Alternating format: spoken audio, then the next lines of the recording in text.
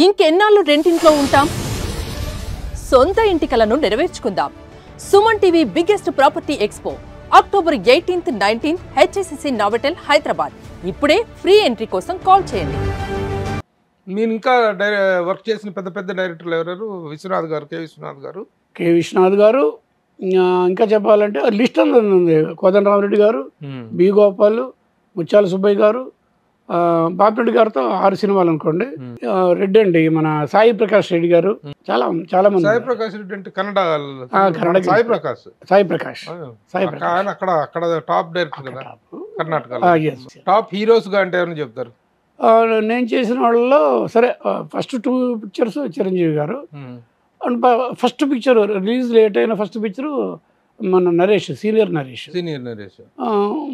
ఇంకా సుమన్ గారితో 6 సినిమాలు, మన రాజేంద్ర ప్రసాద్తో 5 సినిమాలు, ఇలాగ అందరితో చేశాను. బాలకృష్ణ గారితో ప్యాచ్ వర్క్ చేశాను. గోపాల్ రెడ్డి గారికి అడ్జస్ట్మెంట్ తప్పించి స్ట్రైట్గా ఏం చేయలేదు. ఇలాగ చాలా మందితో చేశాను. టోటల్గా సినిమాటోగ్రాఫర్గా ఎన్ని సినిమాలు ఏంటండి? 60 రిలీజ్ రండి, 62 ఏమో రిలీజ్ రండి.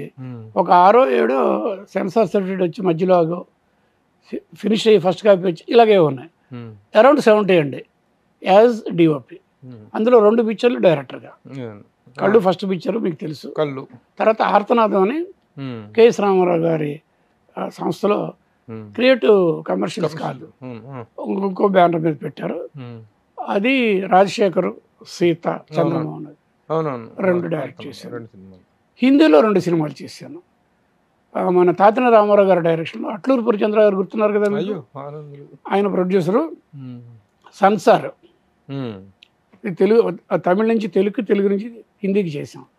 రేఖ, Raj Babbar, Anupam Kher, above average cinema. First picture నాకు అది. రెండో పిక్చరు కొద్ది రోజుల తర్వాత జయసుధ వాళ్ళ ప్రొడక్షన్. ఆయన ఏం కపూర్, ఆయన పేరు నితిన్ కపూర్, ప్రొడ్యూసర్, జయసుధ హస్బెండ్. అది మేరా పతి సిర్ఫ్ మేరా హే అంటే నా మగుడు నాకే సొంతం తెలుగులో. అది ఒరిజినల్ తమిళ్ అనుకోండి, సుహాసిని తమిళ్. అది తెలుగులో చేస్తే అది జితేంద్ర గారితో చేశాను. అది అదొక 2 సినిమాలు. దాంట్లో కూడా మళ్ళీ రేఖ, జితేంద్ర గారు, రాధిక, 2 హిందీ సినిమాలు. అమితాబ్ బచ్చన్ గారి సినిమా నోటితో వచ్చిపోయింది. దానికి సెపరేట్గా ఒక చిన్న బ్యాక్ స్టోరీ ఉంది. సితార సినిమా నాకు మంచి పేరు తీసుకొచ్చింది. వంశీకి నా కాంబినేషను. వంశీ, ఇళయరాజా, రఘు అంటే బిజినెస్ అయిపోద్ది. అలా గుర్తింపు ఆ సినిమాతో అంత బాగా వచ్చింది. నాకు మంచి పేరు వచ్చింది. ఫోటోగ్రఫీకి అందులో డే ఫర్ నైట్ ఫోటోగ్రఫీ చాలా హైలైట్గా ఉంటుంది. డే ఫర్ నైట్ అంటే తెలుసు, పట్టబాగులు తీసి ఎండలో వెన్నెల అని చెప్పడం కదా, జనాలను మోసపరచడం, ఎండలో తీసి వెన్నెల అని చెప్పడం. సో ఆ సినిమాని అట్లూరు పూర్ణచంద్ర గారు ఒక ఏం చేసుకున్నారంట, నాకు చెప్పారు. అందరితో శ్రీదేవి, అమితాబ్ బచ్చన్ గారు, కమల్ హాసన్తో ఒక సినిమా జరుగుతోంది, హిందీ సినిమా. గోపాల్ రెడ్డి గారు కెమెరా, తాతిన రామారావు గారు డైరెక్టర్. ఆ సినిమా దేని based? Whose life is it anyway అని ఇంటర్నేషనల్ చాలా పాపులర్ సినిమా, పెద్ద సినిమా, చాలా గొప్ప సబ్జెక్ట్ అది. మొత్తం మజిల్స్ ఏమి కదలదు, మొహన్ తప్పిన బాడీ ఏమి కదలదు. అతను బెడ్ మీద ఉంటాడు. అతను వుడ్ బి అనే ఆవిడ శ్రీదేవి, మూడవ ఫ్రెండ్ అమితాబ్ బచ్చన్.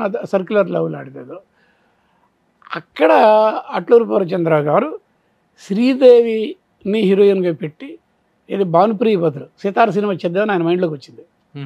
అందుకని శ్రీదేవికి ఆ సినిమా అరేంజ్ చేశారు. అమితాబ్ బచ్చన్ గారిని కూడా పిలిచారు, జయభద్ర గారు, అందరూ వచ్చి చూశారు.